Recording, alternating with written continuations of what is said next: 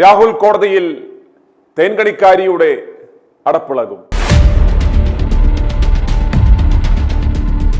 ഒരുപക്ഷെ രാഹുൽ മാങ്കുട്ടവുമായി ബന്ധപ്പെട്ട ഈ കേസ് ഒരു ചരിത്ര സംഭവമാവും. മാധ്യമ വിചാരണയ്ക്കെതിരെ കളങ്കിതരായ കള്ളപ്പണക്കാരന്മാരുടെ രാഷ്ട്രീയക്കാരന്മാരുടെ കള്ളപ്പണം കൊണ്ടുണ്ടാക്കിയ മാധ്യമങ്ങളും രാഷ്ട്രീയ സംവിധാനങ്ങളും ചേർന്ന് ഗൂഢാലോചന നടത്തി തേൻകണിക്കാരികളെ ഇറക്കി തേൻകണിയിൽപ്പെടുത്തുകയും അവർക്ക് ഇരയുടെ പരിവേഷം നൽകി മാസങ്ങളോളം മാധ്യമ വിചാരണ നടത്തി ആളുകളെ നശിപ്പിക്കുന്ന ഈ പരിപാടിക്ക് തടയിടുവാൻ ബഹുമാനപ്പെട്ട കോടതിക്ക് ഇടപെടുവാൻ പറ്റിയ ഒരു സുവർണാവസരമാണ് രാഹുൽ മാങ്കുട്ടവുമായി ബന്ധപ്പെട്ട ഈ കേസ്. നമുക്കറിയാം, കഴിഞ്ഞ 106 ദിവസമായി രാഹുലിനെതിരെ മാധ്യമങ്ങളിലൂടെ കടുത്ത ആക്രമണം നടക്കുകയാണ്. രാഹുലാണ് ഇവിടുത്തെ ഇര. എന്നാൽ കഴിഞ്ഞ ദിവസം ഒരു യുവതി രാഹുലിനെതിരെ മുഖ്യമന്ത്രിയെ കണ്ട് പരാതി കൊടുത്തു. വിതിൻ നോ ടൈം രാഹുലിനെതിരെ 10-11 വകുപ്പുകൾ ഉൾപ്പെടുത്തി 3 ബലാത്സംഗങ്ങൾ ഉൾപ്പെടെയൊക്കെ ചേർത്ത് IT ആക്ട് ഉൾപ്പെടെ രാഹുലിനെതിരെ ജാമ്യമില്ലാ വകുപ്പുകൾ പ്രകാരം FIR രജിസ്റ്റർ ചെയ്തു. ലുക്കൌട്ട് നോട്ടീസ് പുറപ്പെടുവിക്കുന്നു. അതിനൊക്കെ ബഹളങ്ങളാണ് നടന്നുകൊണ്ടിരിക്കുന്നത്. ഈ വ്യാജ പരാതിയിന്മേൽ രാഹുൽ ബഹുമാനപ്പെട്ട കോടതിയെ സമീപിച്ചു എന്നാണ് അറിയുവാൻ കഴിയുന്നത്. ഇപ്രകാരം ഒരു വ്യാജ പരാതി ഉണ്ടാകുമ്പോൾ ചെയ്യേണ്ടുന്ന കാര്യം തന്നെയാണ് രാഹുൽ ചെയ്യുന്നത്. രാഹുൽ മാറി നിന്നു. രാഹുലിനെ ഇപ്പോൾ കിട്ടിയാൽ ഇവന്മാർ ഈ അറസ്റ്റ് മാമാങ്കങ്ങളൊക്കെ ഉണ്ടാക്കി ഇയാളെ അറസ്റ്റ് ചെയ്ത് വളരെ നാടകീയമായി ജയിലിൽ അടയ്ക്കുന്ന ആ രംഗങ്ങളൊക്കെ ചിത്രീകരിച്ച് മാക്സിമം മൈലേജ് എടുക്കും. അതുകൊണ്ട് തന്നെ രാഹുൽ മാറി നിന്നു, നിയമോപദേശം തേടി. ഈ വരുന്ന രാഹുലിനെതിരെ ഉന്നയിച്ച ഈ ആരോപണങ്ങൾ കോടതിയിൽ നാറിപ്പൊളിയും എന്ന കാര്യത്തിൽ യാതൊരു സംശയവും വേണ്ട. കാരണം ഇപ്രകാരം ഒരു ആരോപണമുണ്ടായി. ഈ യുവതി തന്റെ സ്വകാര്യ സംഭാഷണങ്ങൾ യാതൊരു ക്രെഡിബിലിറ്റിയുമില്ലാത്ത മാധ്യമങ്ങൾക്ക് നൽകി അത് പുറത്തുവിട്ട് അതിനെ തുടർന്ന് സ്വമേധയാ കേസെടുക്കുകയും ഒരു സ്പെഷ്യൽ ഇൻവെസ്റ്റിഗേഷൻ ടീമിനെ, ഒരു വനിതാ മുതിർന്ന ഓഫീസറെ അടക്കം ചുമതല കൊടുത്ത് ഒരു സ്പെഷ്യൽ ഇൻവെസ്റ്റിഗേഷൻ ടീമിനെ നിയോഗിക്കുകയും അവർ മാസങ്ങളോളം കയറി ഇറങ്ങി നടന്ന് ആശുപത്രികൾ പരിശോധിക്കുകയും പലരെ കണ്ട് തെളിവെടുക്കാൻ ശ്രമിക്കുകയും ഈ പരാതിക്കാരിയായ ഈ സ്ത്രീയെ നിരവധി തവണ ഈ സ്പെഷ്യൽ ഇൻവെസ്റ്റിഗേഷൻ ടീം, ക്രൈംബ്രാഞ്ച് ഉദ്യോഗസ്ഥർ മാറി മാറി ഇവരുടെ മൊഴികൾ രേഖപ്പെടുത്തി. അന്ന് കൊടുത്ത ആ സ്റ്റേറ്റ്മെന്റിൽ ഇപ്പറഞ്ഞ കാര്യങ്ങൾ ഒന്നും പറഞ്ഞിട്ടില്ല. അന്ന് കൊടുത്ത ആ സ്റ്റേറ്റ്മെന്റിൽ ഇപ്രകാരം രാഹുലിന്റെ പേര് പരാമർശിക്കുകയോ രാഹുലിനെതിരെ രേഖാമൂലം പരാതി നൽകുകയോ അതല്ലെങ്കിൽ ഈ ആരോപണങ്ങൾ ഉന്നയിക്കുകയോ ചെയ്തിരുന്നു എങ്കിൽ ആ നിമിഷം തന്നെ ഇന്ന് കാണിച്ച അതേപടി അവർ ചെയ്തേനെ. രാഹുലിനെതിരെ FIR രജിസ്റ്റർ ചെയ്ത് വിതിൻ നോ ടൈം അദ്ദേഹത്തെ അകത്തു വിടുമായിരുന്നു. പക്ഷേ അതൊന്നും ഉണ്ടായില്ല. ഏതാണ്ട് 3 മാസത്തിന് ശേഷം ഒരു സുപ്രഭാതത്തിൽ ഇതാ മുഖ്യമന്ത്രിയുടെ ഓഫീസിലേക്ക് പായുന്നു. അവിടെ ഗൂഢാലോചന നടക്കുന്നു. ആ ഗൂഢാലോചനയെ തുടർന്ന് ഒരു പരാതി തയ്യാറാകുന്നു. ആ പരാതിയിന്മേൽ ലൈറ്റ്നിങ് സ്പീഡിൽ ആക്ഷൻ ഉണ്ടാകുന്നു. ഇത് കോടതിയിൽ ചോദ്യം ചെയ്യപ്പെടുകയും ചെയ്യും. അതുപോലെ തന്നെ ഇവർ പറയുന്നു റേപ്പ് കേസ്. ഞാൻ ഇന്നലെ പറഞ്ഞു അട്രാക്ട് ചെയ്യാത്ത വകുപ്പുകൾ ഇട്ടാൽ അത് കോടതിയിൽ നാണം കെടുമെന്ന്. രാഹുലിനെതിരെ ചാർത്തിയിരിക്കുന്ന റേപ്പ് കേസ് അത് ഒരിക്കലും അട്രാക്ട് ചെയ്യത്തില്ല. കാരണം ഈ യുവതി ഒരു വിവാഹിതയായ യുവതിയാണ്. നിയമപരമായി ഒരു പുരുഷനെ വിവാഹം കഴിച്ചിട്ട് 1 വർഷം പോലും ആയില്ല. അപ്രകാരം നിയമപരമായി ഒരു ബന്ധം നിലനിൽക്കുമ്പോൾ മറ്റൊരു പുരുഷനോടുകൂടി ഒരു പുരുഷനെ സമീപിക്കുന്നത്, പുരുഷനുമായിട്ട് ബന്ധം സ്ഥാപിക്കുന്നത് എന്താണ്? അതൊരു എക്സ്ട്രാ മാരിറ്റൽ അഫയർ ആണ്, അല്ലേ? വിവാഹം കഴിച്ച പുരുഷനുമായി ജീവിക്കുമ്പോഴും മറ്റൊരു യുവാവുമായി എക്സ്ട്രാ മാരിറ്റൽ അഫയർ ഉണ്ടാക്കി പരസ്പര സമ്മതപ്രകാരം പല സ്ഥലങ്ങളിൽ ശാരീരികമായി ബന്ധപ്പെട്ട ഇവർ ഒരു സുപ്രഭാതത്തിൽ പരാതി കൊടുക്കുന്നു, എന്നെ ബലാത്സംഗം ചെയ്തു എന്ന് പറഞ്ഞ്. അതൊരിക്കലും മ്യൂച്വൽ കൺസെന്റോടുകൂടി നടത്തിയ ആ ബന്ധം ആ ഒറ്റ കാര്യത്തിൽ തന്നെ പൊളിയും. ഒരു വിവാഹിതയായ യുവതി നിയമപരമായി ആ ബന്ധം നിലനിൽക്കുമ്പോൾ മറ്റൊരു യുവാവുമായി ബന്ധത്തിലാകുകയും അദ്ദേഹത്തിന്റെ വാസസ്ഥലത്ത് ഉൾപ്പെടെ പോയി ശാരീരികമായി ബന്ധപ്പെട്ടു എന്ന് ഇവരാണ് പറയുന്നത്. അപ്രകാരം ഒരു ബന്ധമുള്ളവർ അതെങ്ങനെ റേപ്പാകും? അവിടെ തന്നെ അത് പൊളിഞ്ഞു. റേപ്പ് എന്ന് പറയുന്ന ആ ഇട്ട കേസ് തന്നെ ഇതിനകത്ത് പൊളിഞ്ഞു എന്ന് ചുരുക്കം. അതുപോലെ തന്നെ ഇവർ പ്രഗ്നന്റ് ആയി എന്ന് പറയുന്നു. ഇവർ ആ പ്രഗ്നന്റ് ആയി എന്ന് പറയുന്നതിന് എന്ത് തെളിവാണ് ഉള്ളത്? എന്ത് തെളിവ് ഇവർക്ക് ഹാജരാക്കുവാൻ സാധിക്കും? അതുപോലെ തന്നെ ഇവർക്ക് ബ്ലീഡിംഗ് ഉണ്ടായത് ഇതുമായി ബന്ധപ്പെട്ടാണ്, ഗർഭചിത്രം നടത്തിയതുമായി ബന്ധപ്പെട്ടാണ് എന്നെങ്ങനെ പറയാൻ പറ്റും? ഒരു സ്ത്രീ ഗൈനക്കോളജിസ്റ്റിനെ കാണാൻ പോകുന്നത് ഗർഭചിത്രത്തിന് മാത്രമാണോ? ഒരു ഗവൺമെന്റ് ആശുപത്രിയിൽ പോയി ഒരു ഡോക്ടറെ കാണുമ്പോൾ ഒരു ബ്ലീഡിംഗ് എന്ന് പറഞ്ഞ് അല്ലെങ്കിൽ മറ്റെന്തെങ്കിലും ഒരു റീസൺ പറഞ്ഞ് ഒരു ഒബ്സ്റ്ററ്റിക്സ് ആൻഡ് ഗൈനക്കോളജിസ്റ്റിനെ കാണുന്ന എന്തിനു വേണ്ടിയാണ്? അത് ഒരു ഗർഭചിത്രവുമായി ബന്ധപ്പെട്ട വിഷയമാണെന്ന് എങ്ങനെ സ്ഥാപിക്കുവാൻ പറ്റും? അതും പൊളിയും എന്ന് ചുരുക്കം. അതുപോലെ തന്നെ ഈ സ്ത്രീ പറയുന്ന എല്ലാ ആരോപണങ്ങളും പച്ചക്കള്ളമാണ് എന്ന് കോടതിയിൽ തെളിയും. കാരണം ഇതിനു മുമ്പ് ഈ അന്വേഷണ ഉദ്യോഗസ്ഥർ സമീപിച്ച് മൊഴിയെടുത്തു കഴിഞ്ഞപ്പോൾ അവരുടെ സ്റ്റേറ്റ്മെന്റിൽ ഒന്നും പറഞ്ഞ കാര്യങ്ങളെയല്ല ഇന്നിപ്പോൾ പറയുന്ന കഥ. അപ്പോൾ i2i ന്യൂസ് കഴിഞ്ഞ ദിവസങ്ങളായി ഞങ്ങൾ ആവർത്തിച്ചു കൊണ്ടിരുന്ന കാര്യവും ഇതാ സത്യമാകുകയാണ്. ഇതിന്റെ പിന്നിൽ കുടില ബുദ്ധിയുള്ള ഒരു വക്കീലിന്റെ ബുദ്ധിയാണ്. കൃത്യമായ ഒരു തിരക്കഥ, കഥ മാറ്റി എഴുതി ഒരു തിരക്കഥയുണ്ടായി. ആ തിരക്കഥയ്ക്ക് അവർ കൃത്രിമമായ തെളിവുകൾ ഉണ്ടാക്കി, സാക്ഷികൾ ഉണ്ടാക്കി, അത് വിജയിപ്പിക്കാമെന്ന തരത്തിലാണ് അവർ ഇതുമായി മുന്നോട്ട്. പക്ഷേ ഇത് കോടതിയിൽ പാളും എന്നുള്ള കാര്യത്തിൽ യാതൊരു സംശയവുമില്ല. അതുകൊണ്ട് ഈ ബന്ധം എന്ന് പറയുന്നത് ഒരു ഇമ്മോറൽ റിലേഷൻ, ഇതിനെ ഒരിക്കലും ഒരു റേപ്പ് കേസായിട്ട് ബഹുമാനപ്പെട്ട കോടതി കൺസിഡർ ചെയ്യത്തില്ല. കാരണം ഇതൊരു ഇമ്മോറൽ ആക്ഷനാണ്. അവർ മ്യൂച്വൽ കൺസേണോടുകൂടി അവർ അത്തരം ബന്ധങ്ങളിൽ ഏർപ്പെടുകയും അവരുടെ പരസ്പര സമ്മതത്തോടും അറിവോടുകൂടിയും അത് എൻജോയ് ചെയ്യുകയും ചെയ്തിട്ട് മാസങ്ങൾ കഴിഞ്ഞ ശേഷം ഒരു ബലാത്സംഗ കുറ്റം ചുമത്തി ഒരാളെ ക്രൂശിക്കാൻ ശ്രമിക്കാൻ പാടില്ല. ഈ സമാനമായ ഒരു കേസിൽ കഴിഞ്ഞ ആഴ്ച ബഹുമാനപ്പെട്ട സുപ്രീം കോടതി തന്നെ ഇപ്രകാരം ഒരു നിരീക്ഷണം നടത്തിയിരുന്നു. പരസ്പര സമ്മതത്തോടുകൂടിയുള്ള ബന്ധങ്ങൾക്ക് ശേഷം അത് ബ്രേക്കപ്പ് ആകുമ്പോഴോ അതിനുശേഷമോ യാതൊരു കാരണവശാലും റേപ്പ് കേസ് ചാർജ് ചെയ്യുവാൻ പാടില്ല എന്ന് നിലവിൽ തന്നെ തൊട്ടടുത്ത കഴിഞ്ഞ ആഴ്ച തന്നെ അപ്രകാരം ഒരു നിരീക്ഷണം ബഹുമാനപ്പെട്ട സുപ്രീം കോടതി നടത്തിയിട്ടുണ്ട്. ഇത് മിടുക്കനായ ഒരു അഡ്വക്കേറ്റിന് കോടതിയിൽ സ്ഥാപിച്ചെടുക്കുവാൻ പറ്റും. രാഹുൽ ഇപ്പോൾ ഇന്ന് മുൻകൂർ ജാമ്യത്തിനായി ട്രിവാൻഡ്രം സെഷൻസ് കോടതിയെ സമീപിച്ചു. പലരും ഹൈക്കോടതിയെ സമീപിക്കും എന്ന് പറയുന്നത് കേട്ടു. പക്ഷെ അപ്രകാരം ഉണ്ടാകുവാനുള്ള സാധ്യതയില്ല. കാരണം കോടതി നിലവിൽ തന്നെ ഒരു നിർദ്ദേശമുണ്ട്, യാതൊരു കാരണവശാലും ആന്റിസിപ്പേറ്ററി ബെയിലിന് വേണ്ടി നേരിട്ട് ഹൈക്കോടതിയെ ഹാജരാകാൻ പാടില്ല, ഹൈക്കോടതിയെ സമീപിക്കാൻ പാടില്ല. അതല്ലെങ്കിൽ അത്തരത്തിലുള്ള ഒരു ഗ്രേവ് സിറ്റുവേഷൻ ഉണ്ടെങ്കിൽ മാത്രം, ജസ്റ്റിഫൈ ചെയ്യാൻ പറ്റാവുന്ന തരത്തിലുള്ള അത്രയും വലിയൊരു കാരണമുണ്ടെങ്കിൽ മാത്രമേ ബഹുമാനപ്പെട്ട ഹൈക്കോടതിയെ സമീപിക്കാവൂ എന്ന ഓൾറെഡി നിർദ്ദേശമുള്ള സ്ഥിതിക്ക് അവർ ഹൈക്കോടതിയെ സമീപിക്കില്ല. അത് മാത്രമല്ല, എന്തിനൊരു ചാൻസ് കളയണം? സെഷൻസ് കോടതിയിൽ സമീപിക്കുവാൻ ഒരു അവസരമുള്ളപ്പോൾ, സെഷൻസ് കോടതിയെ തന്നെ സമീപിച്ച് ഈ കാര്യങ്ങൾ വിശദീകരിക്കുവാൻ ഒരു അവസരമുള്ളപ്പോൾ എന്തിന് അത് നഷ്ടപ്പെടുത്തി നേരെ ഹൈക്കോടതിയിലേക്ക് പോകണം? അതുകൊണ്ട് സെഷൻസ് കോടതിയിൽ വളരെ മിടുക്കനായ ഒരു അഭിഭാഷകനായ ശാസ്തമംഗലം അജിത് കുമാർ ആയിരിക്കും രാഹുൽ മാങ്കൂട്ടത്തിന് വേണ്ടി ഈ ആന്റിസിപ്പേറ്ററി ബെയിൽ മൂവ് ചെയ്യുന്നത്. വളരെ മിടുക്കനായ എക്സ്പീരിയൻസ്ഡ് ആയിട്ടുള്ള ഒരു അഭിഭാഷകനാണ് ശാസ്തമംഗലം അജിത് കുമാർ. കൃത്യമായും അദ്ദേഹം ഈ കാര്യങ്ങൾ ബഹുമാനപ്പെട്ട കോടതിയുടെ മുൻപിൽ ചൂണ്ടിക്കാണിക്കപ്പെടുമ്പോൾ ഈ വ്യാജ പരാതി, ഇത് കൃത്യമായും ഫസ്റ്റ് അതിൻ്റെ ആ പരാതി വായിച്ചു നോക്കിയിട്ട് കൃത്യമായിട്ടും എടുത്തു പറയാവുന്ന ഒരു കാര്യം എന്ന് പറയുന്നത്, അവർ കോടതിയിൽ പറയുവാൻ പോകുന്നത് ഇതൊരു വ്യാജ പരാതിയാണ് എന്നത് തന്നെയാണ്. തീർച്ചയായും ഇതൊരു വ്യാജ പരാതിയാണ്, പ്രീമെഡിറ്റേറ്റഡ്, പ്രീ പ്ലാൻഡ്, വളരെ ഗൂഢമായ ലക്ഷ്യത്തോടു കൂടിയുള്ള ഒരു കള്ളപ്പരാതിയാണ്. അന്നേരം ഇതൊരു തേൻകണിയാണ്, ഒരു ഇമ്മോറൽ ആക്ടിവിറ്റിയാണ്.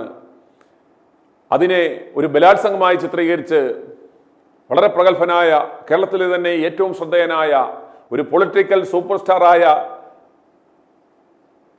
രാഹുൽ മാങ്കൂട്ടത്തെ ഇല്ലാതാക്കുവാനുള്ള ഒരു പൊളിറ്റിക്കൽ കൊട്ടേഷനാണിത്. ഇതിൻ്റെ പിന്നിൽ പ്രവർത്തിച്ചവർ ഇപ്പോൾ അങ്കലാപ്പിലാണ്. പ്രത്യേകിച്ച് നെട്ടൂരിലെ പഴയ മണി ചെയിൻ തട്ടിപ്പുകാരനായ കേക്കച്ചനും സംഘവും ഇപ്പോൾ അങ്കലാപ്പിലാണ്.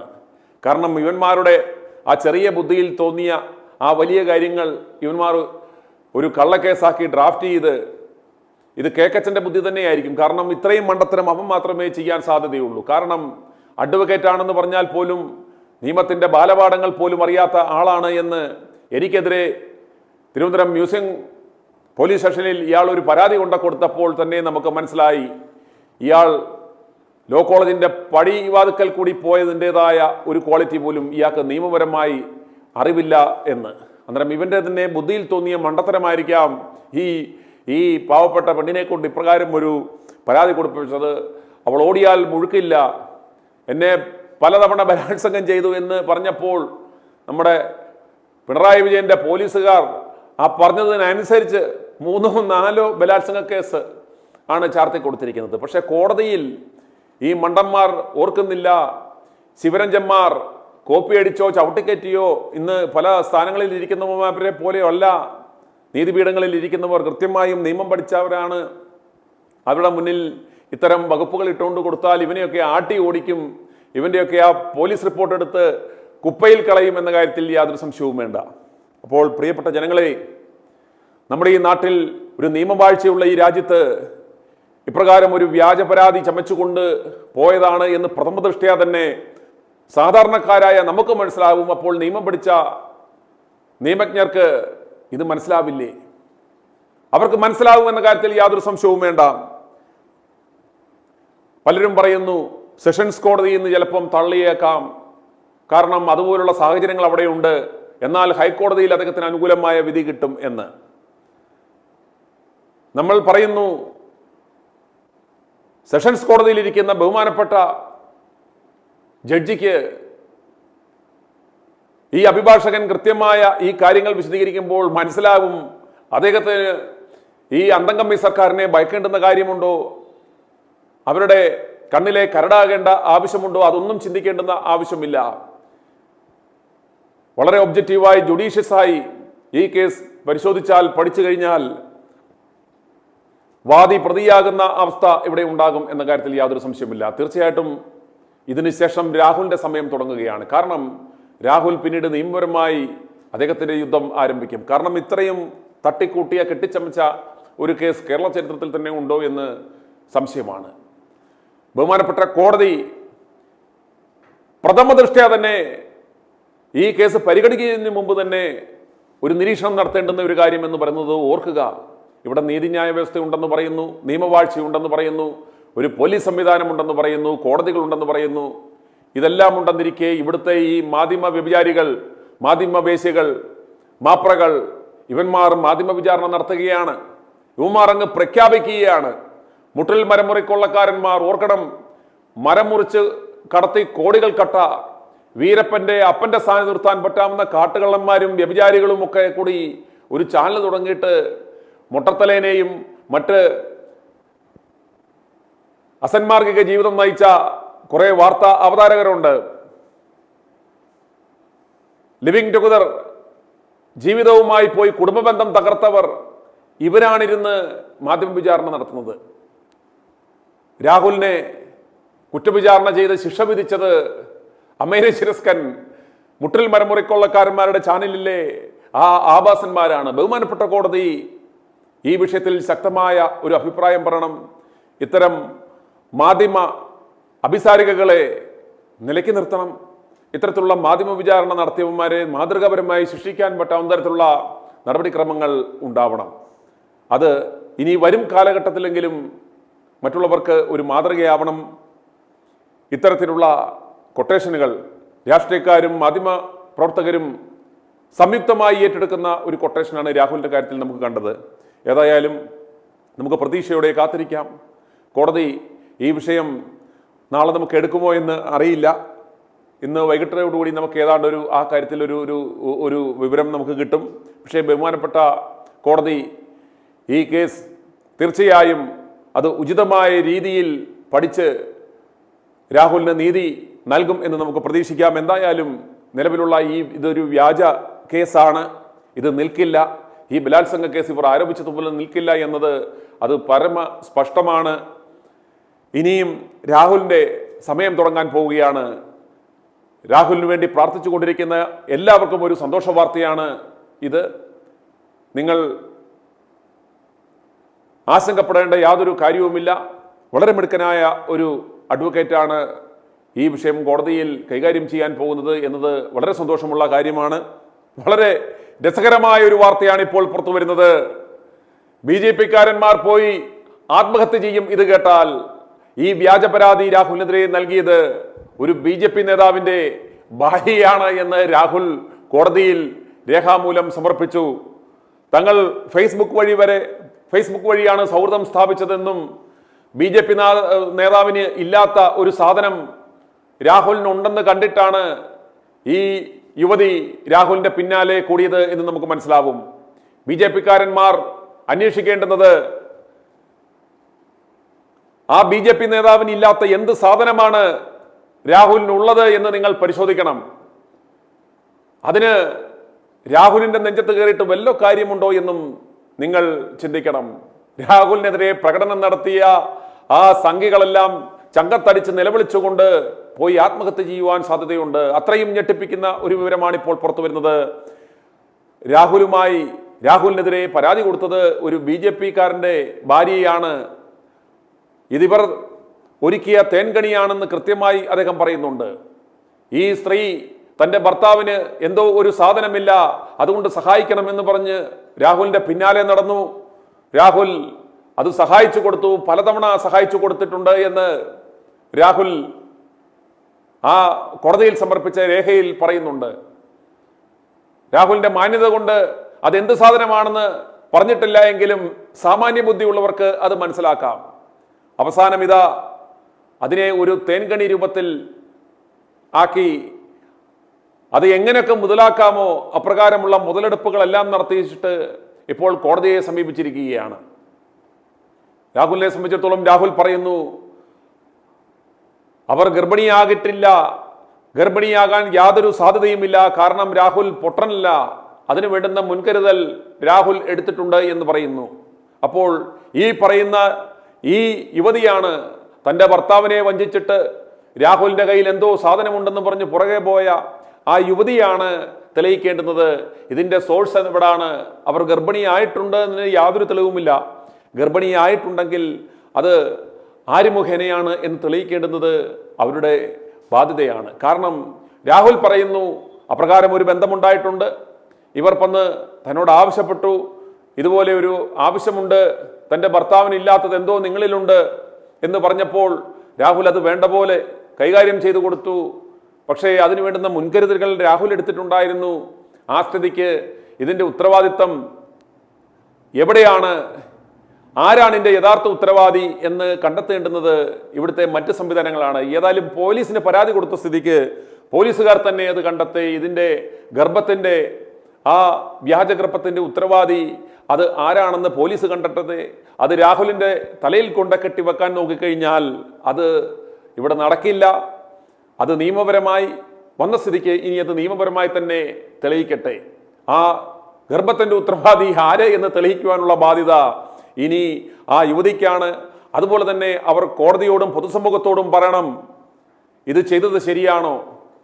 ഒരു ഭർത്താവുണ്ടായിരിക്കെ, ഒരു വിവാഹം കഴിച്ച് നിയമപരമായി വിവാഹം കഴിച്ച് 1 വർഷം പോലും ആയില്ല എന്നിരിക്കെ, ഒരു BJP നേതാവായിരിക്കെ,